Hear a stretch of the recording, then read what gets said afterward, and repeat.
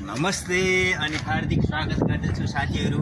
कतारको बुनकलामा चाहिँ यसरी चाहिँ सूर्यमुखी फुल फुलेको छ भनेर यहाँ भने हामी कतारको बुनकलामा रहेको अर्गानिक फुल यसरी देखाइराखेका छौँ। सूर्यमुखी फुल तपाईहरु कहाँबाट हेर्दै हुनुहुन्छ? हामी भने यतिखेर कतारको बुनकलामा छौँ र यहाँ चाहिँ आफै फुलेको फुल यसरी चाहिँ यहाँनेर चाहिँ कुकुर बिरालो र चाहिँ कुकुरलाई खाना दिने चाहिँ ठाउँमा आफै फुलेको फुल र यसरी मैले देखाएको छु।